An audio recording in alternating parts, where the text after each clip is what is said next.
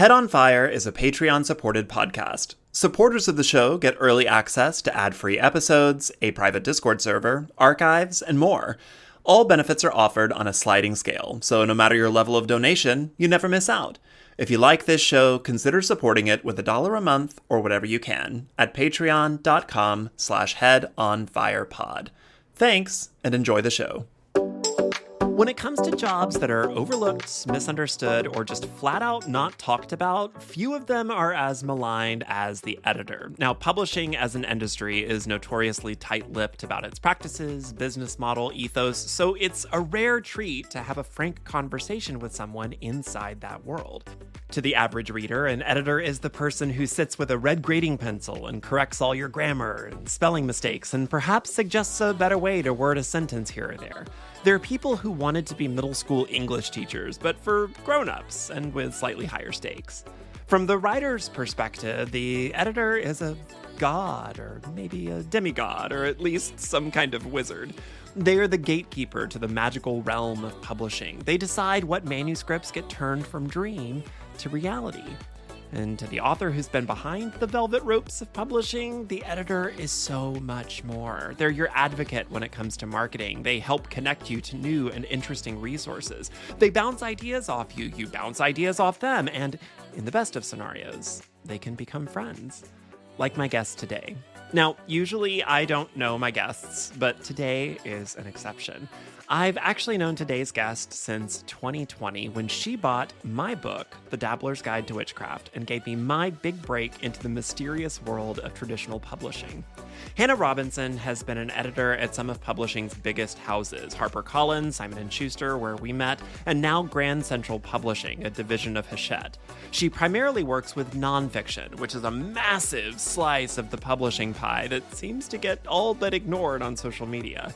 We had a discussion about what the job of an editor is, what it isn't, and whether they're the scary gatekeepers aspiring authors make them out to be. And because I couldn't resist, we talk a bit about the making of Dabbler's Guide and why certain things did and didn't make the cut.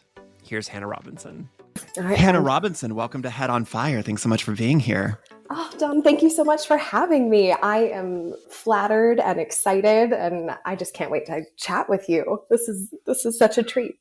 Full disclosure, listener, this is a very full circle experience because normally I don't have like a personal relationship with my guests, but I have both a personal and professional relationship with my current guest because Hannah Robinson was my editor for my last book, The Dabbler's Guide to Witchcraft. Yes. And I am so pumped and pleased for you to be here. So for folks who do not know you, because most of the time people that do your job are very not public people. They're very behind like an iron curtain of secrecy.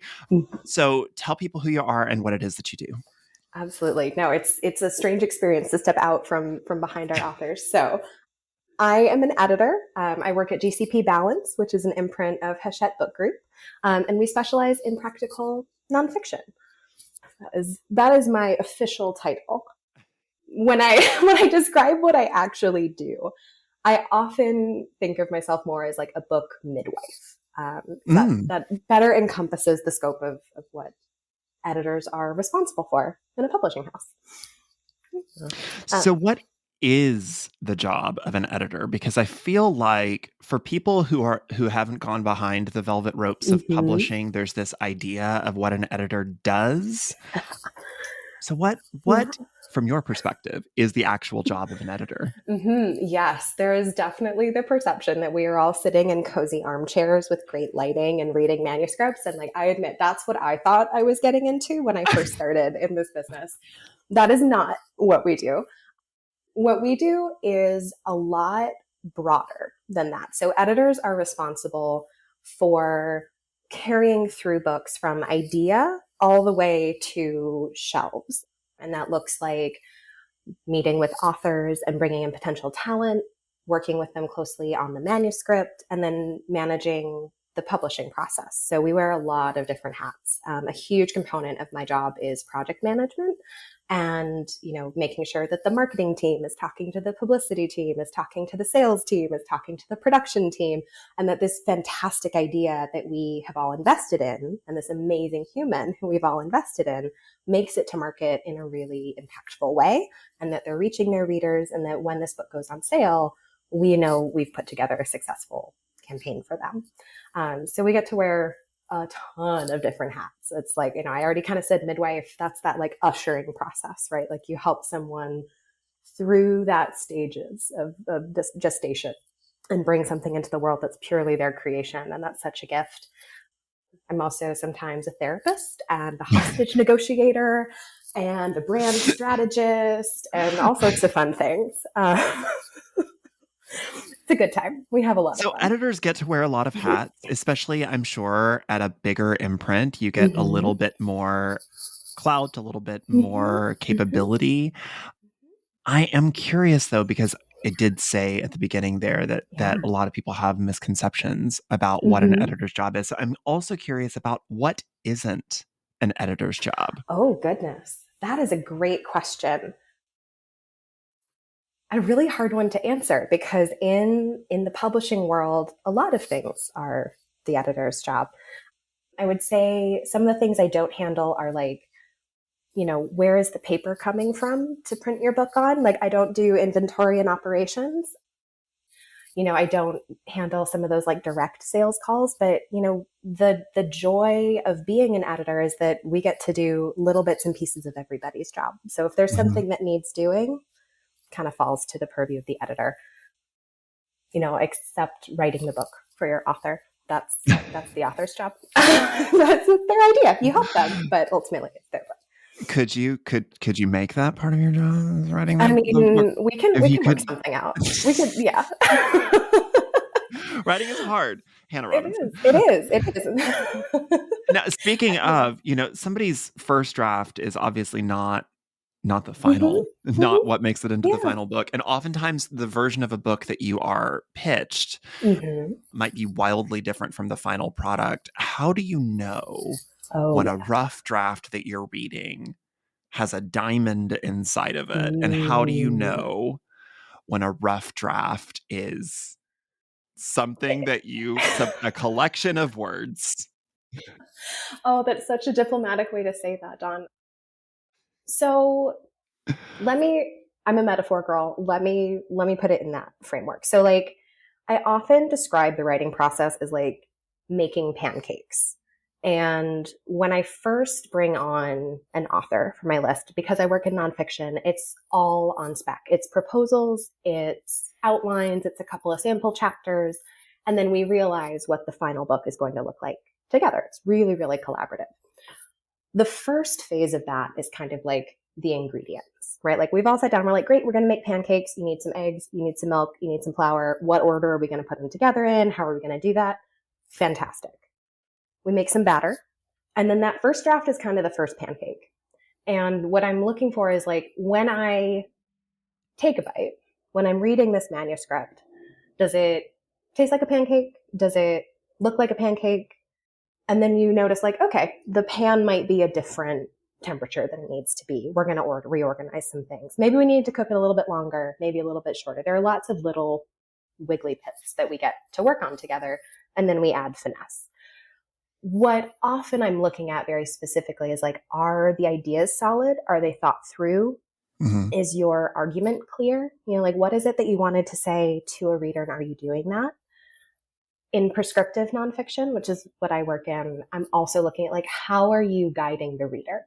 Do you have something in mind for them? Are they on a clear trajectory forward? How are they going to take that next great step?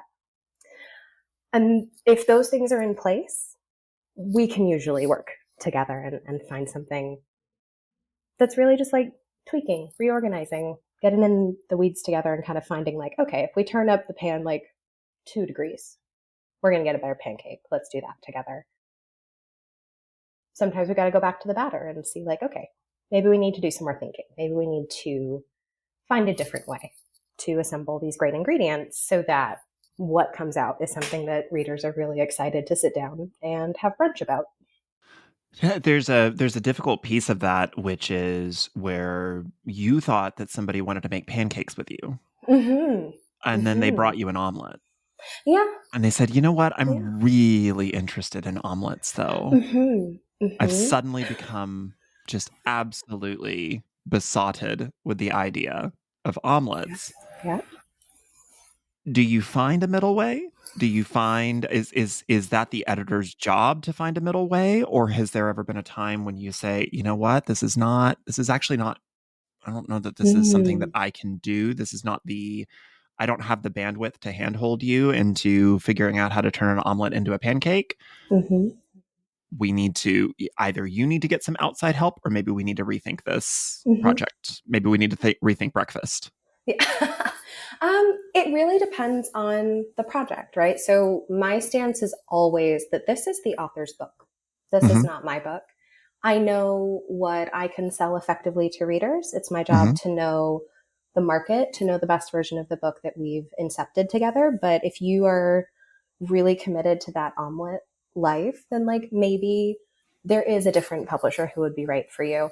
Often what we do is really talk it out, find a middle ground, renegotiate our menu a little bit and say like, okay, what if we did like French toast?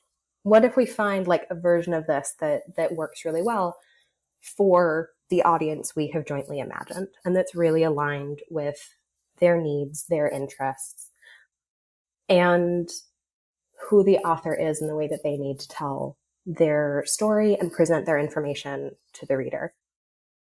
A lot of negotiating. I'm glad to say very often we're not in that position where someone's delivered an omelet and we were all making pancakes.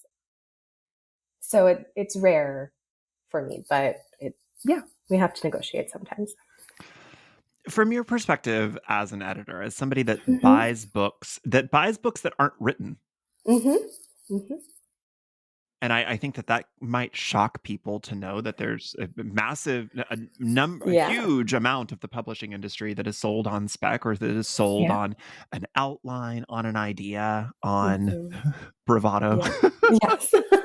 In full disclosure, Platform. We my got to book, add my platform. the book that we worked on together, that was not Yeah. written. That was written. We Correct. got a contract and wrote it afterwards, Exactly. which is very normal in nonfiction. So, how does a writer know that they are ready to become an author? Mm-hmm. How does that Mm-hmm. person know that they've got the skill set, they've got the chops to take that next step? From your So perspective. that's a terrific question. I like to see authors whose book have kind of been living in them for a long Mm-hmm. time, right? Like when we get on a call and I'm saying like, what brought you to this moment, right? Like why now? What prompted you to sit down and say like, you know, what sounds really good. I want to write a book about this now. They have a really clear answer for what that next step's going to be for them. Often the authors I'm working with have been doing work in their field for years, decades. It's often a lot of original research, and they're ready to present it to a trade audience. A lot of my authors are also, therapists, doctors, social workers, folks who work one-on-one with people and realize that what they're doing one-on-one, they really want to impact more people, but they only Mm-hmm. have so much time and they're ready to scale to reaching hundreds of people at a time, thousands of people at a time in a way that they can't, one-on-one in session with a client. Those are the folks who are at that tipping point. The other thing I'm looking at is what someone's platform is. And I hate to have to bring in that dirty word into this conversation because it's so fraught and it's so complicated. But it's someone who really has been doing the work the whole way along and building that great following, building a rabid fan base who's like, I want your book.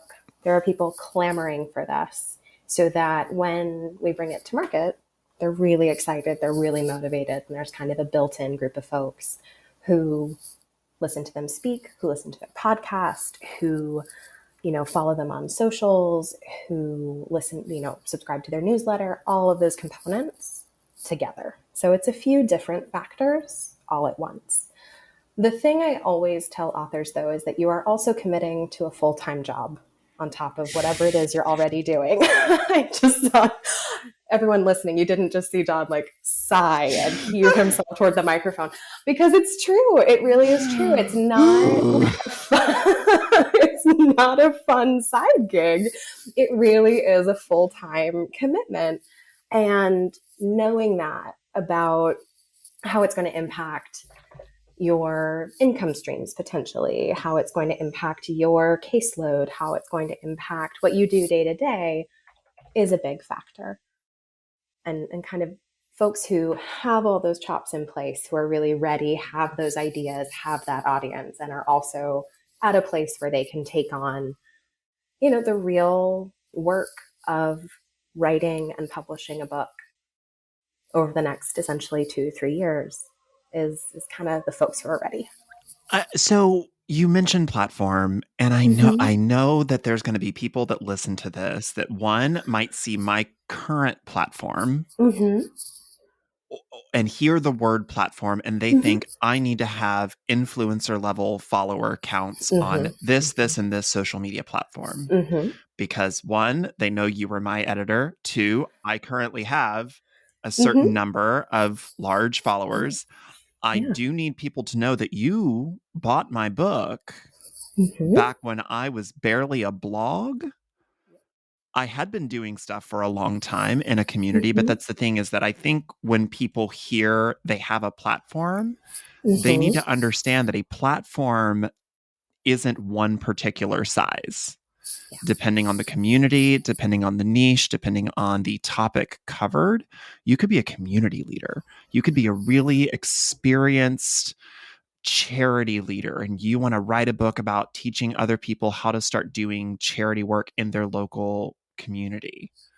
That doesn't mean I have to be a charity influencer with 500,000 followers making videos about me going to my food bank or something like that. Like a platform doesn't, a platform is just, I have been doing the work, and there are people somewhere that will vouch for the fact that I have been doing the work. Exactly. And it's such an important reframing of that. The way I think about platform, and every editor is different, right? Like there are a lot of nuances to this conversation, but one of the things that I think about is who is going to be out there as an evangelist for you. Like, who are the folks who are really dedicated and committed to the work you are doing, and who will show up for whatever you're doing next. And that's the way that you build your platform over time. The other thing I think about is, like, what's the range of your platform? What's the diversity in your platform, right? Like, people really get hung up on how many social followers you have. And I can tell you that the conversion rate on that is not necessarily as high as you think it is.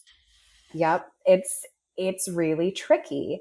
And there are many, many instances where I see more conversion success when someone puts up there, like, my book's now available for pre-order, please go buy it, from folks who have a more modest following, just pure numbers, but everyone's really invested in their work, than the folks who have, hundreds of thousands of followers who are interested, but maybe not quite as like ravenous for what it is that you're putting in the world.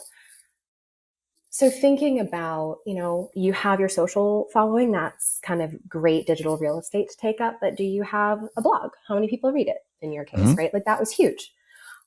Do you have a newsletter? Do you speak at conferences? I work with a lot of academics who don't necessarily have what we would think of as like consumer facing platforms, but they have incredible connections within their own communities that they leverage really effectively. Or business leaders who go do talks at every organization under the sun, who are happy to show up and buy books as part of that. So there are a lot of different configurations. Owning your audience is the most important part, no matter where it's spread out. And being able to evidence that the people you have will show up is what I look at. And then beyond that, it's really just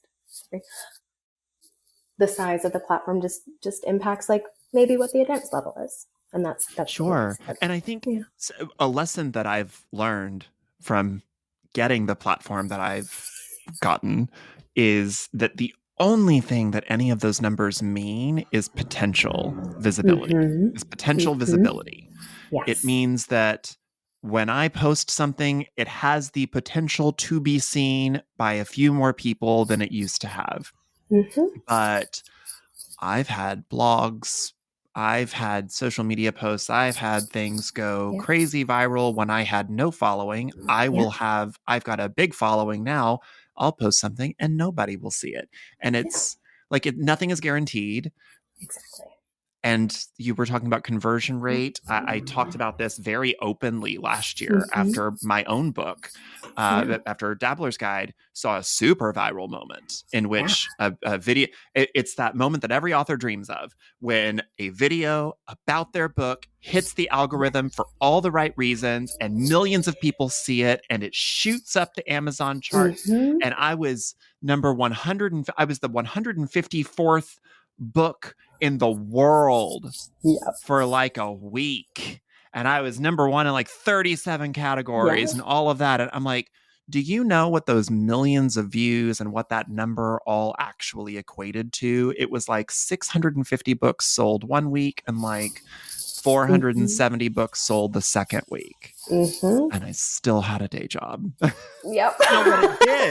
what it did was it got me visibility with other authors. Other people took notice of me. It told me, hey, maybe now's the right time to change your agent. Maybe you could use some of this clout and collateral to make your next move, yada, yada. But that doesn't translate into that conversion rate. Millions and millions and millions of views, hundreds of thousands of comments, 600 books sold. Yeah. That's the reality. Yeah. It's really hard to keep in perspective. And that number is actually pretty good for most genres most of the time. Yeah. It's pretty good. In a week, any it's day. Pretty good. Sold 600 copies in a week. If your book sold that many copies in a week, every week, forever, you would make a tidy royalty check. It would not suck. It'd be fine. Everyone would be very happy. Everybody would be very happy. Very, very happy. And if you could just keep doing that, you would not go hungry. I do want to talk about some of the power structures because, again, I think that a lot of people, especially prospective writers, but anybody in a creative field that understands what it's like for you to be an outsider and to just think of the various respective gatekeepers to a creative career. Yeah. Editors are people, agents are people, but I do want to go up a level and talk about the publisher, because something that you said earlier is like, okay, we're all making pancakes here. But what a lot of people don't realize is that an editor works at an imprint that makes pancakes. So you picked my book up at a place that said, okay, we're going to make pancakes and sometimes we're going to make orange juice, but we're going to be all making breakfast here at this imprint. Sometimes publishers say, you know what's more lucrative than breakfast? Lunch. We all need to make lunch now. What do you do when the publisher just suddenly decides that you aren't making breakfast anymore?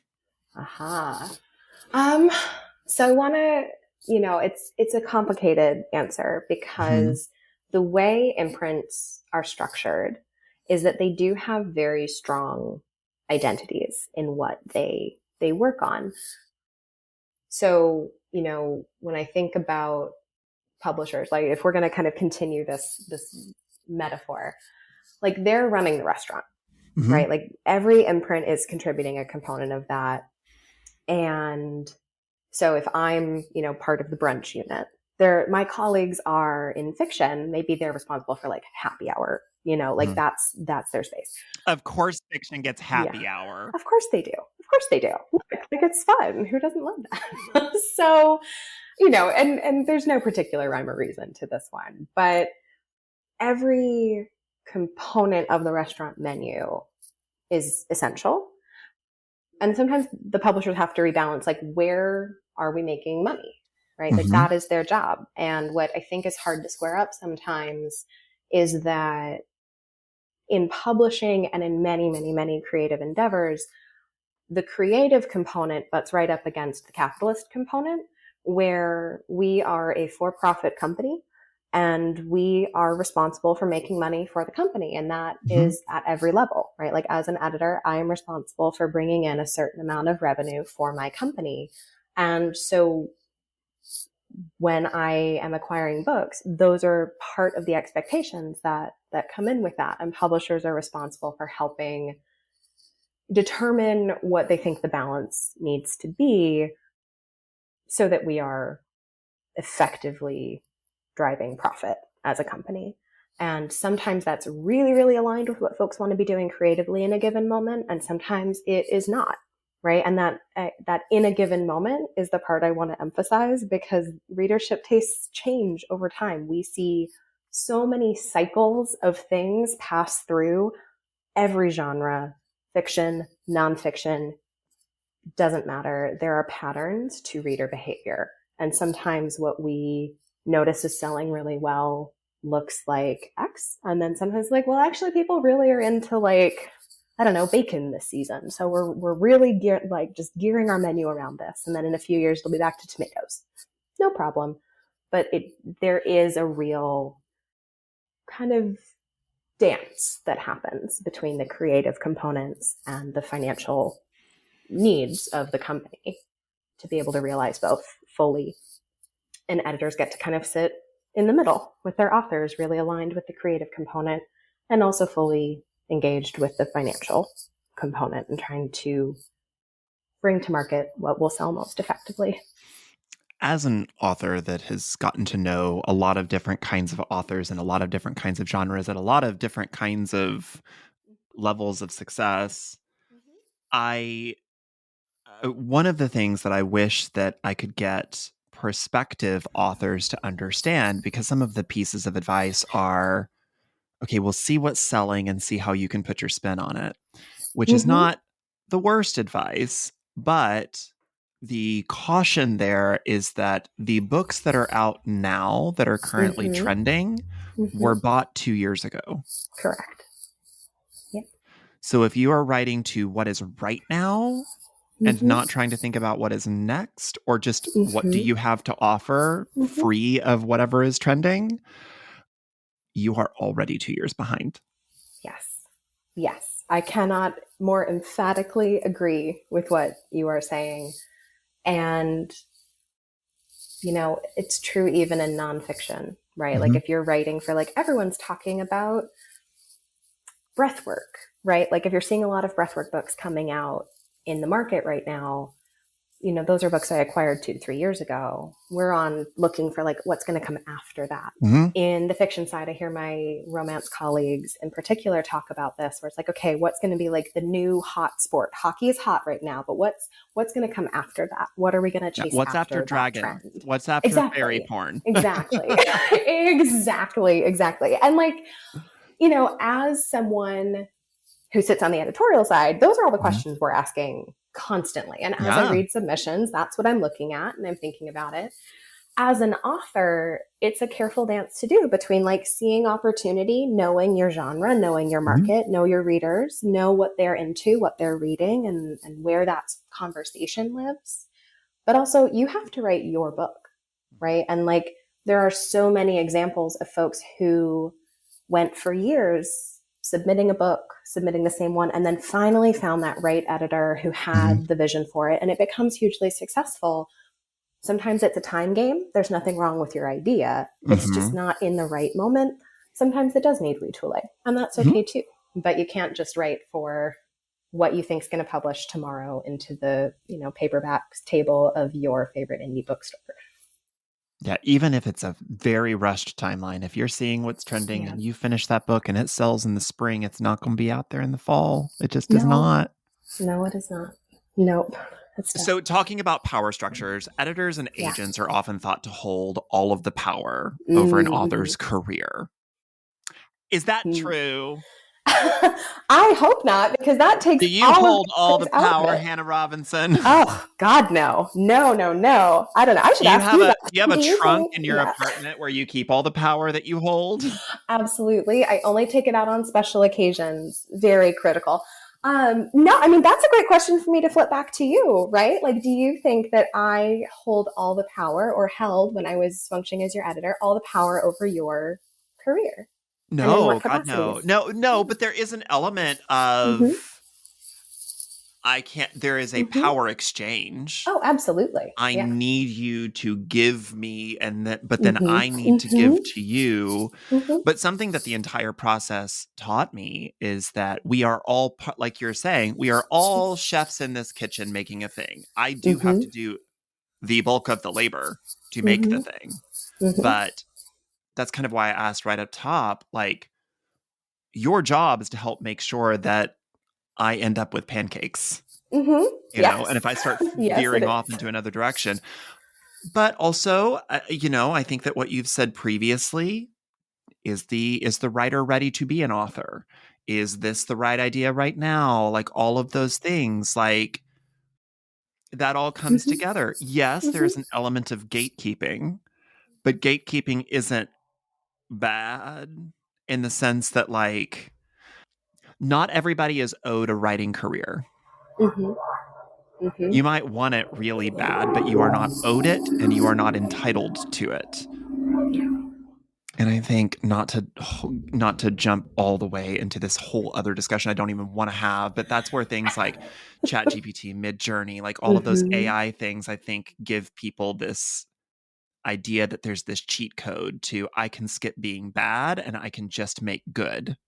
And Yeah, you can't because do I that. am entitled to finished, publishable, good Mm-hmm. work that other people will want from me. Mm-hmm. Mm-hmm. No, it's hugely complicated. I mean, yeah, I'm. there's gatekeeping. And yes, I would love to see more yeses in my inbox that I have. But also, I have learned over these last several years that no is oftentimes a grace, and that sometimes a quick yes ends up being something that I regret down the road. Mm-hmm. It's You know, a I've had to very part wise ways thing. with people in my career before. My current agent was not always my agent. Mm-hmm. I've had times whenever I've had to realize, okay, no, I do get to have more power in this situation. I don't have to be beholden to an agent or an editor or whatever. Exactly. And I've And had times where I yeah. say, I feel very strongly about this. And you've said, okay. Yeah, exactly. There is a real dance here. And there's the ideal world, and then there are some of the realities. In the ideal world, like the agent, the author, and the editor are like the core team, right? Like what I want for you as my author is very aligned with what you want for yourself. We both want to sell the shit out of your book, right? Like we want to make sure that the readers who are excited about it are seeing it. And your agent wants that for you too. And they're there to make sure that you have a good match with your editor, that the publishing house is there. They're there to make sure your contracts are fair. All of these really important pieces are in place. There is absolutely gatekeeping that happens in publishing, and it's something that I know many, many, many of my colleagues are pushing up against. I also do want to give, myself and my colleagues the grace that we can't say no to we can't, let me say that again. I really want to give myself and my colleagues the grace that like we can't say yes to everyone who wants to write a book. And that is really challenging for a lot of us. But again, going back to that like creativity, capitalism dynamic, we only get to do so many books a year. And if I have to place my bets on, what's going to break out, what's going to sell the best, what's going to be the most award winning, what's going to be the most kind of groundbreaking and transformational for readers, I only get a handful of those a year. I see hundreds and hundreds and hundreds of proposals over the course of a year, and I only get to publish somewhere between like 8 and 12 books a year. And that's like maximum bandwidth. And that's true for my colleagues as well. So there are a lot of those that are really challenging. And I think for any author, what I wish is that they find someone who can give them that really strong yes. That means more than just the opportunity to kind of see your book in a shelf, because you're getting a different level of partnership. You're getting a different level of care and attention and vision than, kind of like quick, yes, we're just going to put you on a conveyor belt and then your book's in the world, but you didn't like have a publishing experience around it. I when people talk about this kind of dynamic about success and power and all of that, and gosh, I'm so talented at this. Why aren't I seeing success? I'm actually really glad that stuff like singing competition shows exist. Oh my gosh. Okay. Yes. Because like, if anything, stuff like American Idol and The Voice have proven to us that there are like, you think Yep. Christina Aguilera is the only person that can hit all those notes? Oh, There are God, no. so many people out there that can do that have just been toiling away. They're your kindergarten teacher, they're a lawyer, they're a doctor, they're a janitor. They haven't had access, they haven't had time, they haven't had luck. They've been plugging away and it hadn't worked, or they just never thought it could be for them. They just assumed that this kind of career was out of reach. I thought I was going to be a poet forever. I thought that was the only thing I was ever going to be. I thought that I couldn't get through an entire manuscript. I didn't see that in myself until somebody else helped me see it for myself. Yeah. But like, there are so many people that are so freaking talented out there. Yes. One, you're not the only one. Two, the thing about the people that are really freaking talented is sometimes the reason they aren't successful is because they want to do a thing. And it's not that thing's bad, it's that thing isn't selling right now. I mean, there's people who are amazing jazz singers. Amazing jazz singers. When you hear them, you just want to weep. Yeah. But also, that's not really what's playing on Top 40 right now. Nope.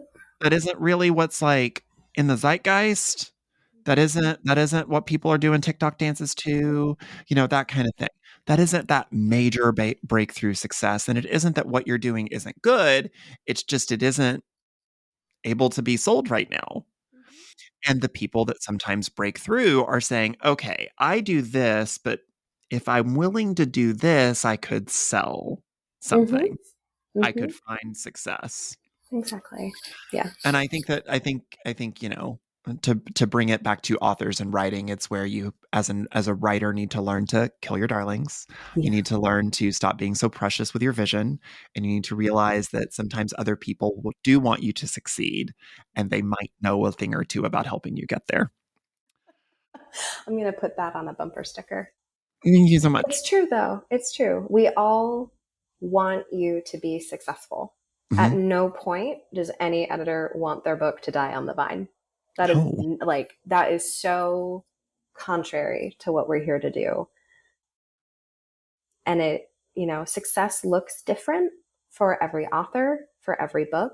Not every book's going to hit the New York Times list. Like, there is so much about that list we could talk about at another time. But that's not the only benchmark of success for any book. And being really clear with yourself as a writer, like, what do you want? What is success for you? What does success look like for your publishing team? Listening to that and getting really clear on like, what is it that you want your book in the world for can really go a long way in your process and in, the anxiety of submitting projects to agents, the anxiety of having your agent submit to editors, the anxiety of working on a book and then having to turn it in 9 months is crushing sometimes, but kind of all along the way, knowing that you have a team, knowing that team's on your side, and being really clear about what success looks like for you will transform your experience. From your perspective as an editor, as a gatekeeper, how do you hope that writers receive rejection? It's a really good question. I hope that they receive it as feedback about the project, not about them as a person, because it's really not ever about you as a person.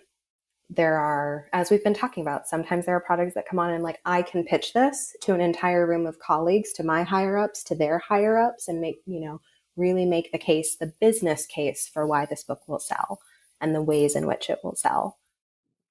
Sometimes there are beautiful books that I love that maybe it's just not right for my list, right? Like I see a lot of memoirs. I don't publish memoirs. So it's not about you. It's not about your story. It's just that that's not the kind of book that I publish. That's not my genre. So I have to say no. The most gorgeous memoir in the world, I would still have to say no to. The most gorgeous novel in the world, I am not going to publish that. Dang so it. There, I know, right? Like coming home to roost very personally with us. Like I love your work. That's not my imprint, right? So there's a certain amount of that happens, and anytime I'm saying no, very often it's, if it's about platform, it's not yet. It's not. I don't like your work, but it's not personal. It's really not about you, the human. It's about this project and the capacity I see for it in the market, given the time that I am considering it. Nonfiction is a huge part of the publishing industry. Most years, it's the biggest part of the publishing industry. If you're just dealing, 50-50, it tends to be more years than not. Why do you think that places like Book Talk and Bookstagram and other bookish social medias pretend like nonfiction doesn't exist? Isn't it the worst? It's worst. So weird. It's the worst. No, with great love for all of my Book Talk humans. They are doing the Lord's work, bringing back, projects we haven't thought about in a long time. But, it's a really tough one to answer. I think that people have a lot of preconceptions about what nonfiction is and what it reads like. And, not for nothing, some boringness through what they likely read in school. And that may have been their only exposure to nonfiction. The other thing is that a lot of folks online who are publishing in nonfiction, particularly in my world, they already have their own platform. There are different spaces in that. So I think that there's a certain amount of ability to go to those folks directly for their content. You don't need someone to be as much of a kind of spokesperson in that casual way, but people love fiction in that Book Talk world. They just really, really, really love it. If anyone listening has ideas for how we can break nonfiction into that world, please call me. I would really like to know some new strategies. There's this idea that fiction provides us an escape from our horrible world that we live in. And nonfiction just can't do that because it's about the world that we live in. Do you think that's true? I struggle with that one a little bit. I mean, certainly, depending on the kind of fiction you're reading, it can feel like an escape. I think the escape comes from being so absorbed in something that you are in flow. You lose track of time. You're in a different space than what you were experiencing yourself previously.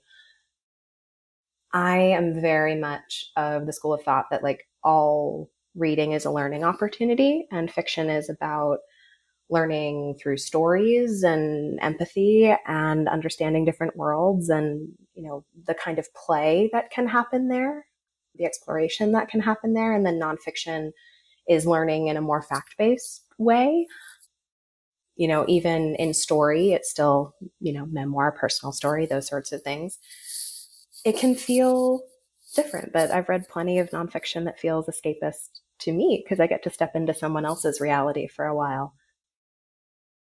But yeah, who doesn't love being able to just like let it all go and sink into a really delicious space? Well, that's true. But the thing is, I think when people think of escapism in fiction, they think of something like fantasy, a comedic romance, something like that. And when they think of nonfiction, they think of dry history. They think of a civil war or something or other. And I'm like, I have not laughed as hard at most fiction as I have reading Mary Roach talk about dead bodies. Right?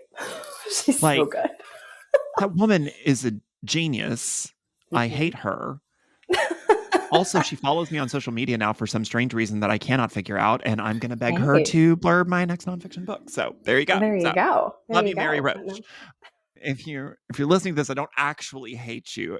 I just authors understand. Like the biggest compliment that one author can give to another is "fuck you, I hate you," Mm-hmm. and I Mm-hmm. threw your book across the room last night. That's like the biggest compliment.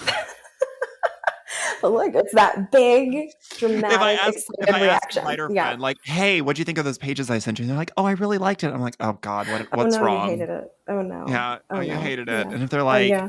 "First of all, how dare you?" I'm like, Yeah. "Yes." Nailed it. Exactly. I have a personal question, and it's a little bit Oh, of a all right. personal beef, That's all right. Tell me. just about writing Okay. and about Yeah. what I love to write, really deep Yeah. down in the deep dark pit of my soul. Yeah. Why does nobody like poetry? Oh, friend. It's so hard. It's so hard. I Why does know. publishing hate poetry? Oh. Oh, friend. I know. We struggle with poetry. We really do. And it's so God, like I'm thinking of one colleague right now who's just such a smart poetry editor. And just like it is so hard to break poetry out because of reader taste. And I don't, the people who love it are there.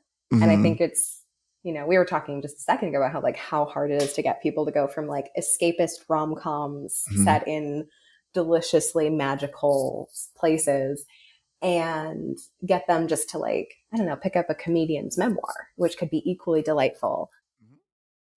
It's that one step further into something that might ask more of you, could give you more. But I think that you need to read poetry. For myself, this is purely it. We're you need space around that. You need space to enjoy it, to ponder it, to understand everything that's happening kind of around the poem and in your emotional world. And it's really hard to get people to deal with their feelings. And so I don't know that everyone's chomping at the bit. Poetry for that one, asks a lot of its reader. Yeah. It doesn't provide all of the structure that people are used to. And also, and I talked to the poet Taylor Molly about this. Yeah. Sorry, let me just get that. Just drop that over there. Yeah.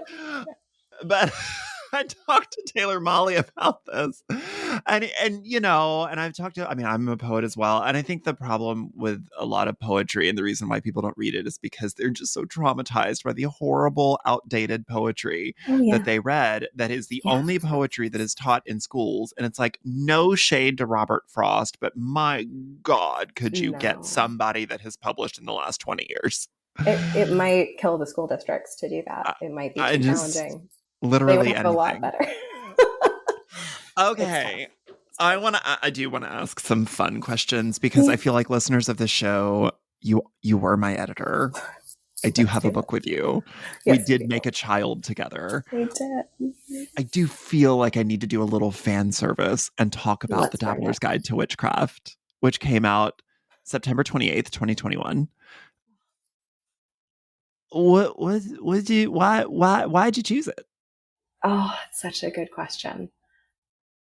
I have a real soft spot for kind of the spirituality universe at large and thinking about the ways that we interact with all kinds of belief.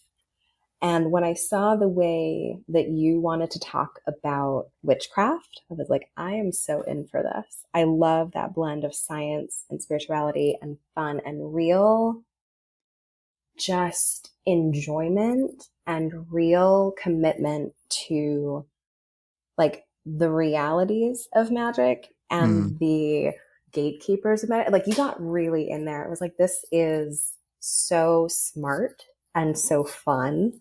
And I just needed it to live in the world. From our first conversation, I was like, Dawn's amazing. We need to do this book. And it really was such a delicious and wild ride to be on with you in getting to realize it. Because if I remember correctly, from our first conversation, it went through a lot of different iterations, kind of coming through different outlines and different like brainstorming sessions. I literally made that initial outline because I got an email from somebody that worked at Simon and Schuster, and I was like, there is no way this is real. This is a scam. But I told some friends, and they were like, okay, but what if it's not a scam? And Simon and Schuster is emailing you. And I'm like, what if it's not a scam? And I remember very nearly hyperventilating in the gym, because all of everything that I do is at the gym. And I made that outline, that initial outline, which I'm sure you could tell, in the gym on my notes app. And I emailed it to you. So here's an outline. This points very clearly, like, first thought, but how impressive. And like, truly, we can tell as editors where things came from and when and on what timeline.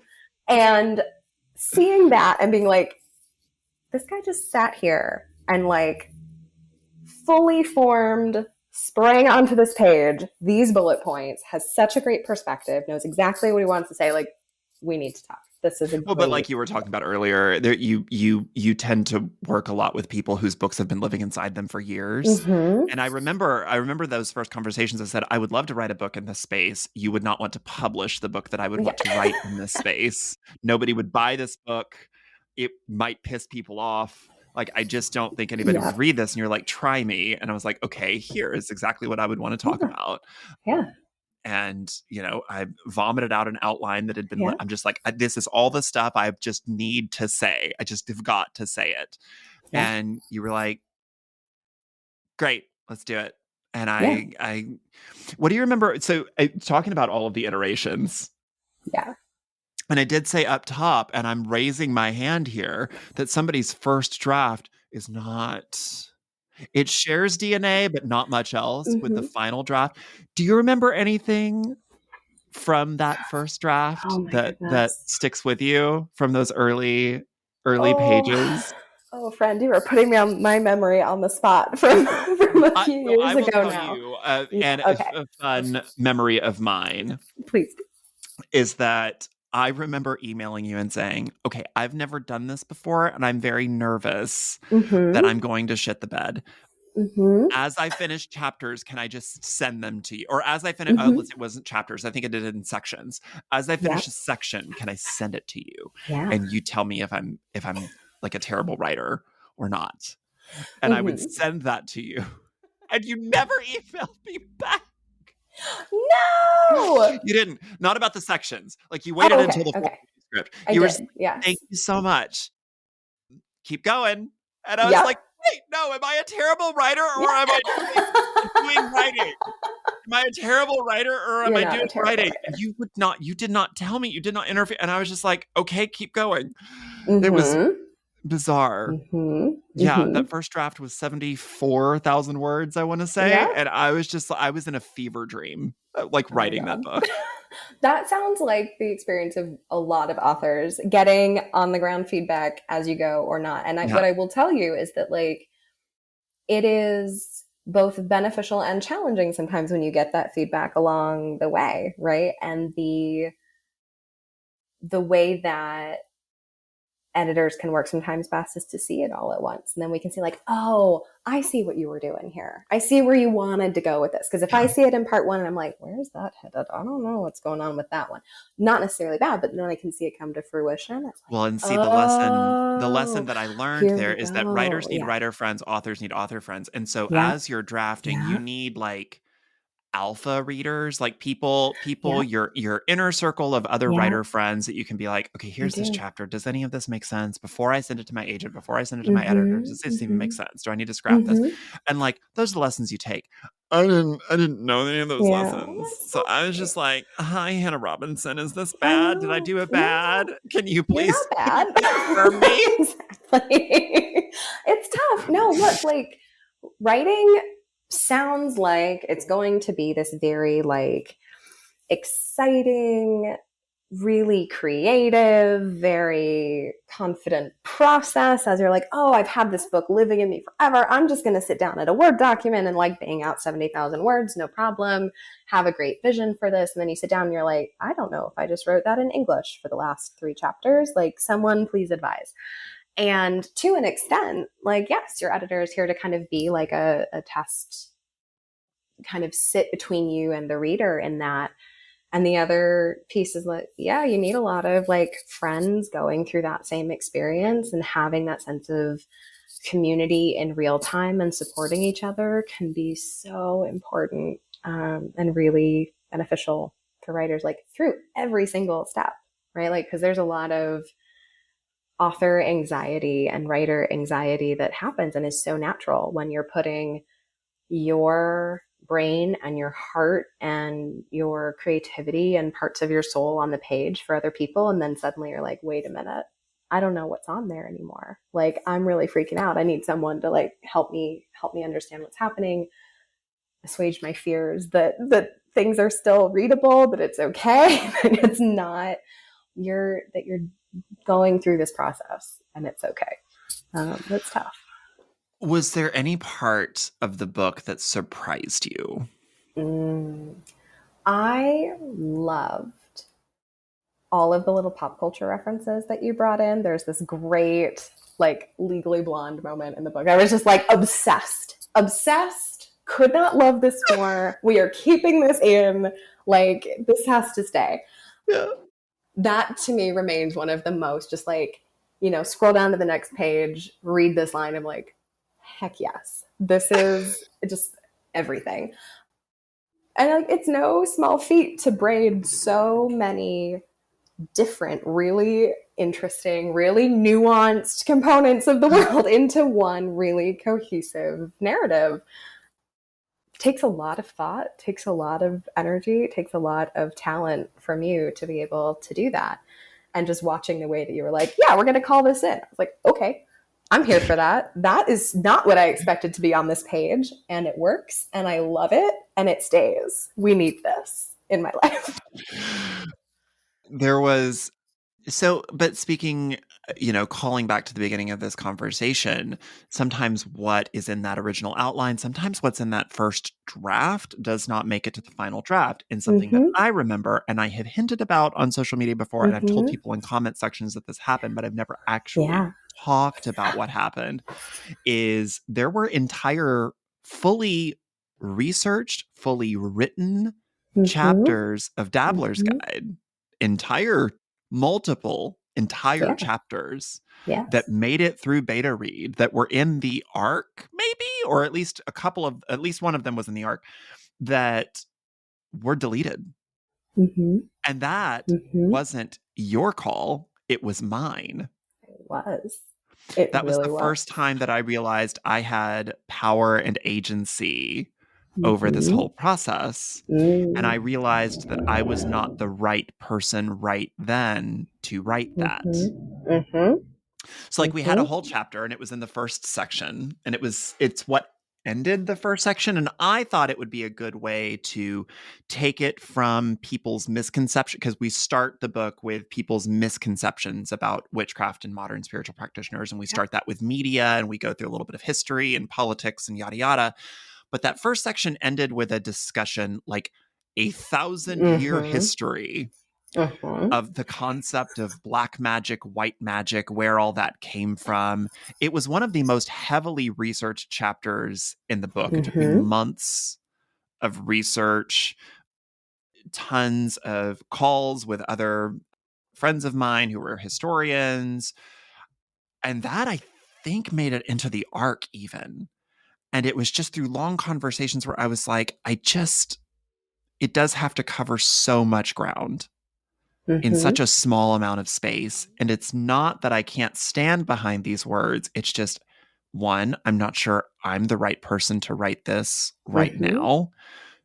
Two, because it has to cover so much, there is so much that then gets left out.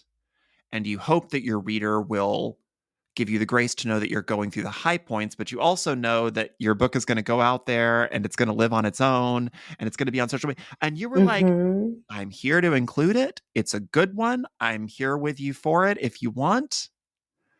But at the end of the day, it became a single little paragraph in another chapter. And I think the book was better for it. And you think, oh, my word count is I've got to cut an entire chapter. I've got my word count. No. The book ended up being like 96,000 words. We had to cut a lot. And we had to cut a lot. To that. You had a lot to say. We cut down to 96,000 words. Like we cut down and then we added 2. Yeah. Like there was an entire chapter, I think there were entire chapters towards the end that became other chapters and got mushed where something shouldn't have been a chapter. It got squished into like there were 3 or 4 chapters that became one chapter. Yeah. And all of that. Yeah. How'd I handle that? And 2, is that a typical experience? Is that something that other authors deal with as well? Yeah, I would say that's extremely typical. I don't find that, it's interesting when you outline something and you're like, yeah, this is how it's going to sound in my brain. This is how it's going to sound in the roadmap. We've kind of talked through it. And like that sketchy first version of like, here's kind of generally what it's going to look like. Once you get into it and you start writing it out and you realize like, oh, wait, and then I have this source and then I need to talk about this thing and then I need to talk about this thing. And then suddenly you've written like 20,000 more words than you were expecting to. Mm-hmm. And at a certain point, you're so close to the material that it's hard to discern, like, is this essential to the journey the reader is on? Is this essential but could be paired differently with other things? Like that's the gift that I get to come in with, kind of my first read objectivity, and say like, okay, what if we did these things differently so that the reader follows this narrative a little more cohesively and clearly and comes in. It is tough. It is tough. It is so hard to hear like, but I did all this work. Like, what do you mean that it's not going to be in the book? You handle it beautifully. I know I heard you ask that question. I think you handle it with such grace and collaboration. And, it's not dissimilar from what we've been talking about with the whole publishing experience, is like your editor is here to help you shape the book that will be most appealing to your reader. Mm-hmm. And that is a collaboration and a discussion and kind of an ongoing labor together to find where that's going to be while honoring like, this is the book that you need to write. This is what you have to say. And also, what do we know the reader's attention span is going to be? What do we know their interests are going to be? What do we know their like familiarity with the topic is going to be? And like, where can we work together to kind of push and pull and combine things so that what ends up in the final product is, the best version of that book that we conceived. I'm going to ask you a question, then I'm going to answer the question, but I want you to think about the question. Okay. Is there anything that we cut out of the book? Is there anything, and I know it's been a few years ago, so if you can't remember, is there anything that we cut that you wish we'd left? And I have my answer because I've been holding on to it for years. Okay. Tell me. In the middle of the big chapter, which I think probably is what sold the book. The in the middle of the big chapter on the ethics of dabbling, and we talk about gatekeeping, the big sociology chapter, the big one, yeah, the big one. That chapter so much, yeah. I wrote this. There's this very long section that covers some really tough ground with the reader.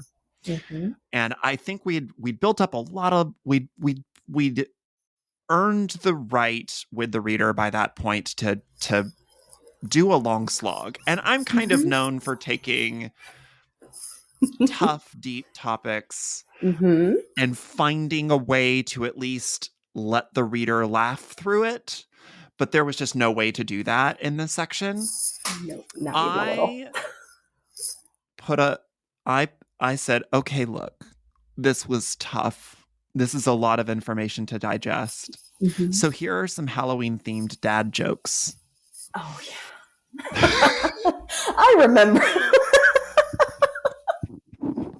I feel like to share those with the audience. Like dig them up and share them as an addendum You said, to listen. because they were good jokes. Let's be clear. They were very funny. Listen, I've got it right here. Yes. It's okay. right it's here. It's really appropriate. I'm always here for a dad joke. I wonder if I even, so while I'm looking for this, I wonder if I can even find it. Yeah. They're spotting a fraud. Was there anything that you can think of? Anything that you remember? Just big, small, anything that came in those first couple of drafts where you're like, we could have maybe we could have taken a chance, rolled the dice. I think it's the piece that ultimately, I mean, you were just talking about that we cut out, which like I ultimately really agree with your decision to do it. I think it was also very well researched and very thoughtful. And I still think about that part of the book that is not actually part of the book sometimes because of the real work that you put into it and how careful you were. Again, still think it's probably like for the ultimate good of the book that it didn't make it the final cut. But as the first thing I'd see on the cutting room floor, that I'm like, that was just really, really good. That's the one that comes to mind for me. But it's a challenge. It's a challenge to figure out what's in there and what's not. I admit, as an editor, very rarely do I end up in situations where it's like, wow, I just really miss this piece of the book. Because when I have that feeling, I try to make sure that things stay in, because I have a feeling readers would miss them too. It's hard. Okay, I can't find it. So that means it's not meant to be. That's all right. I'll find it somewhere. Well, I'll text it to you. We'll laugh. Oh, yes, please. Yeah. Did it help you? Did the Dabbler's Guide help you believe in magic? It certainly did. I can tell you. Oh, okay. So you know how I sent you a video that you sent me where you did the bottle? I did the bottle, and I was like, first and foremost, I just need to see if this works because I have questions. My like science brain could not quite wrap my head around like what this was going to be like. But in the real spirit of like, I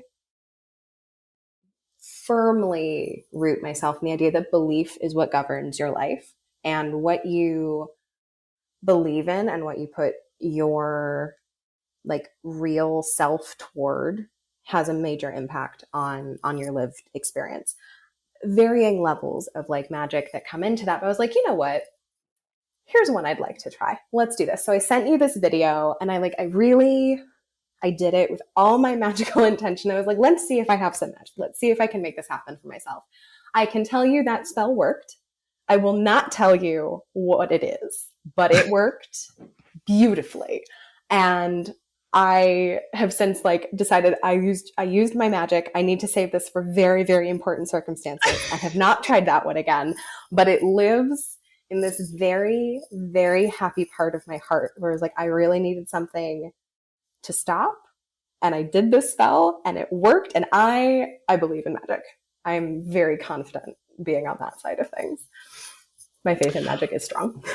There was a time, I should have asked this earlier. There was a time during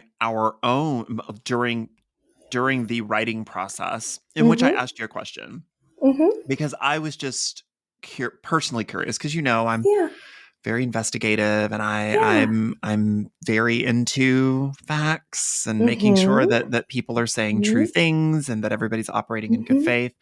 And I remember asking you what fact checking was done on me and what if any fact checking was done on the book and what if any fact checking is typically done in nonfiction, generally speaking. And I know you're a very special kind of editor that not everybody gets. And I remember where you told me, well, there were certain parts of like the spell canvases and stuff at the end that I ran by a science editor because I wanted to make sure that you weren't like gonna poison people. Yeah, I wanted to make sure we were good. And there was a thorough vetting of things like quotes and dates and names and did this person actually say this and all of that kind of thing. And there were times when I had to go back in and add additional citations because it was like, okay, well, there's not enough here. You know, there were, Yeah. I remember like Yeah. the Pat Robertson quote, "Could I actually Oh, see yeah. Hmm. did he actually say this? Or are you paraphrasing?" Yeah. So I had to like go Yeah. find the actual Yeah. original interview and send that to you and stuff like that. So generally speaking, especially with spiritual nonfiction, Hmm. just from a general perspective, how much fact checking is done in the industry as a whole? And why is it not as much as people think it is? Yes. So the industry standard is that we do not fact check our books. We are not journalists. We are not the New York Times. We do not have that standard of fact checking. There are a number of reasons for this. There's some really great articles about this. So like anyone who's really like wanting to dig in, I fully encourage you to read them. A lot of it has to do with the way that authors are responsible for the content of their books. And there are some very complicated legal reasons why that has to be the case. The reality is that, you know, especially in the parts of the publishing industry that I work in, which does a lot of like spiritual nonfiction, practical nonfiction, things where it's like, we really want to make sure that we're not recommending something harmful. Every editor has their own bandwidth. I have a very strong do no harm kind of philosophy about the books that I publish. So there's a lot of leeway in that, but I definitely want to make sure that the recommendations that an author is making are not likely to cause harm to the person reading the book or to the people around the person reading the book. But that is not an industry requirement. And so you get a lot of really fascinating books in the world. And, you know, I read their maintenance phase, personal favorite, love seeing what they dig into. And If Books Could Kill, not to sell up other podcasts on your podcast, but like some really fascinating examples of like, you know, books where fact checking is not required, having a real impact on their readers in ways that perhaps are not to their benefit. It can be very, very problematic.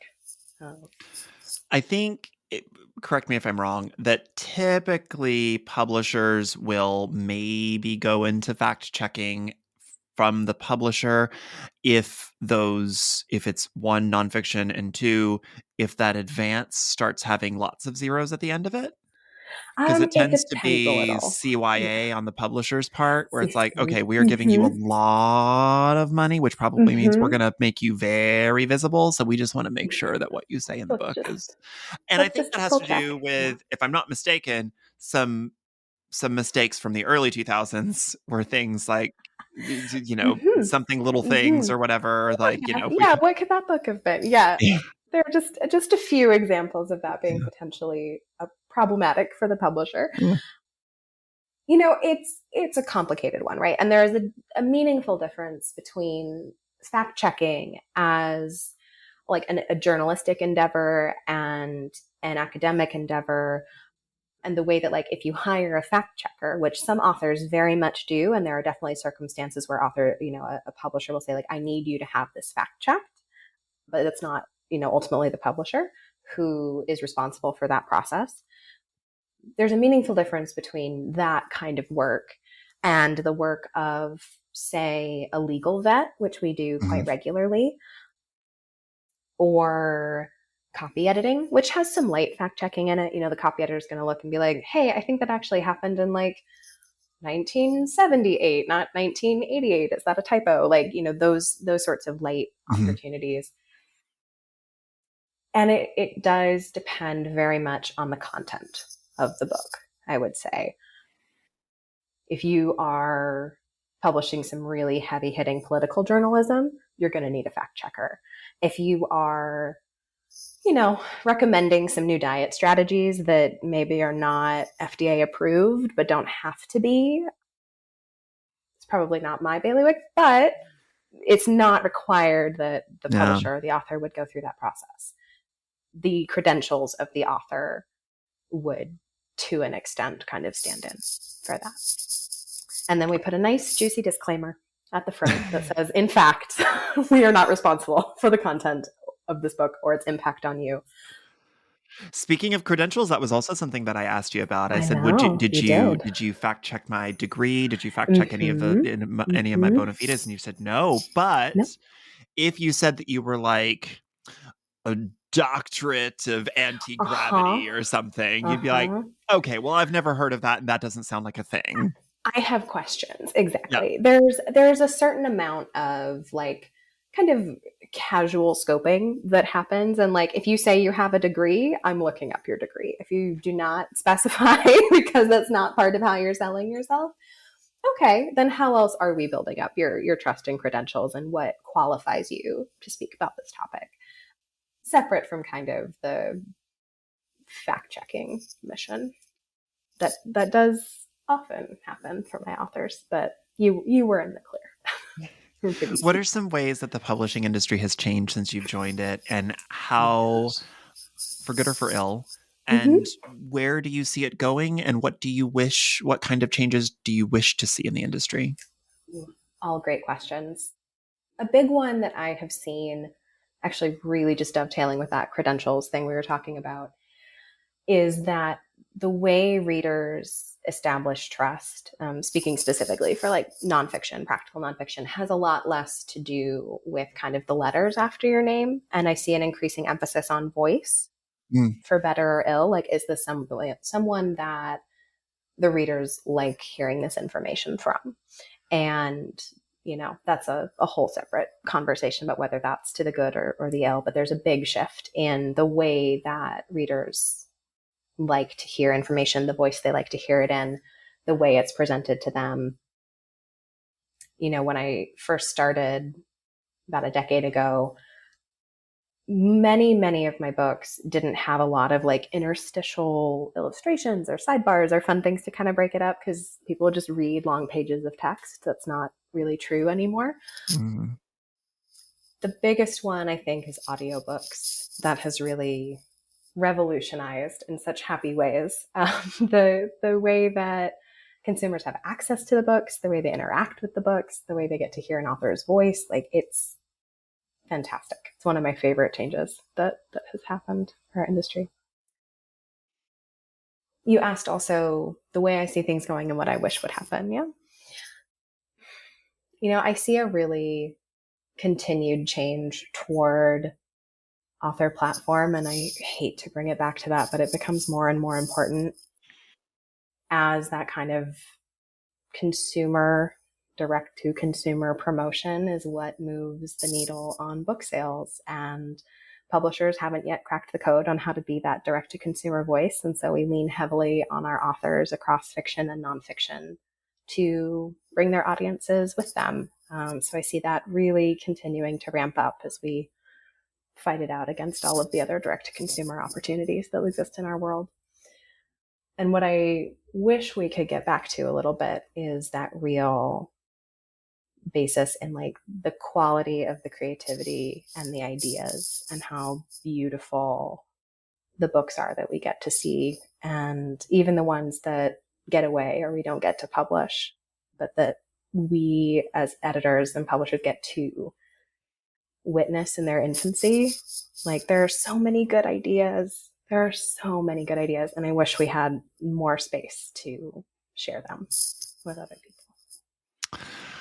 Hannah Robinson, normally this is the part of the show where I say, where can people find you? But in your very specific instance, with your very specific job, people should not try to find you, because it's not going to go well for them, because you can't take submissions. I cannot. You can't. Yeah, you can't. Don't email her. Don't DM her.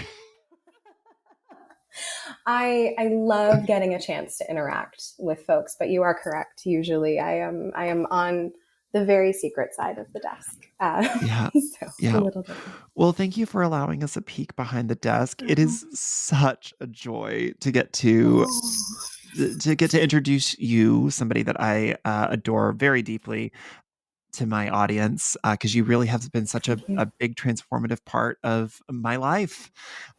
Thank you. So thank you. Thank you for being such here. A pleasure. I feel like I've seen you through so many different phases of Which was your favorite haircut of mine? No. Oh my God. Later.